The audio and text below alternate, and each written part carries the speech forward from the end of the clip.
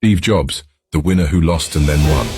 The San Francisco hospital room was sterile and unwelcoming as Joanne Schiebel and Abdul Fattah Jandali made the agonizing decision to put their newborn son up for adoption in 1955. This baby boy's name was Stephen Paul Jobs.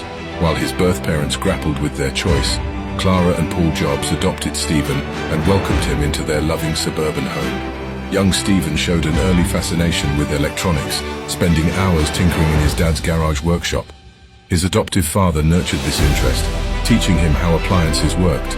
Building gadgets became a source of validation for Stephen, who still longed to know his birth father Jandali, who had rejected him. In high school, the rebellious Jobs met free spirit Steve Wozniak, bonding over pranks and a shared love for engineering. Jobs convinced the brash Wozniak to start a computer business with him in his parents' unassuming garage in 1976, fueled by nothing but passion and vision. Jobs came up with the quirky name Apple Computers to reflect his appreciation for fruitarian diets. Naysayers everywhere claimed there was no future in personal computers, but the resourceful Jobs sold Wozniak's ingenious engineering and design skills, creating the Apple II, the first PC with color graphics. As sales skyrocketed, Apple expanded and hired a ragtag team of eccentric young engineers, lured in by Jobs' bold proclamations that they were start of a revolution. In 1986, at age 23, Jobs finally met his birth father Jandali for the first time. Sitting across from his father in the dimly lit restaurant, Steve Jobs was overcome with nervous anticipation. He had rehearsed this conversation thousands of times in his head over the years. Now that the moment had arrived, it felt surreal. As Jandali studied his adult son's face, his eyes crinkled with emotion. "You have your mother's eyes," he said softly. Jobs felt his throat tighten, the knot in his stomach twisting further. He had longed to hear his father say those words for over 2 decades. An uneasy silence fell between them. Decades of unresolved hurt, anger, and rejection seemed to hang in the air. Finally, Jandali broke the tense quietude. "I'm so very sorry I wasn't there for you, son. I hope one day you'll understand." He learned that Jandali was a Syrian immigrant who had come to the United States to study. He also learned that Jandali had been forced to give up Jobs for adoption because his family disapproved of his relationship with Schiebel. Hearing his father's voice waver, Jobs was transported back to childhood, crying himself to sleep, feeling discarded like a defective product.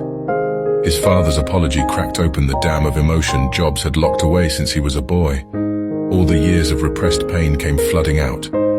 "Do you know how much I needed you?" Jobs choked out through tears. "I waited by the phone on my birthday for years hoping you'd call. At school events I searched for your face in the crowd, but you were never there." Jandali moved to Jobs' side of the booth and embraced his weeping son. "I can't make up for all the lost time, but I'm here now." He spoke of his deep regrets, the circumstances that pulled them apart, and his profound hope that they could start anew. In that moment, Jobs saw his father's side for the first time. Underneath the resentment, he realized they both bore scars from the separation. Jobs let go of the anger he had long clung to. For the first time in his 23 years, he felt the presence of the loving dad he had yearned for. From then on, Jobs developed a close bond with Jandali, having long conversations about their shared passions. Jandali encouraged Jobs when he was fired from Apple, reminding him great success often follows difficulty. Their relationship gave Jobs a deeper appreciation for life's small joys outside work. In a crushing blow, the company Jobs built from the ground up forced him out. After being ousted from Apple, Steve Jobs fell into depression. He felt betrayed by the company he had built from the ground up. However, his resilient spirit drove him to start over again. Jobs used his wealth to found a new computer company called Next. He assembled an elite team and set out to build advanced machines even beyond what Apple produced. However, the futuristic Next Cube sold poorly due to its high price and limited software. Frustrated but undeterred, Jobs purchased a small computer graphics division from George Lucas in 1986, which would become Pixar Animation Studios.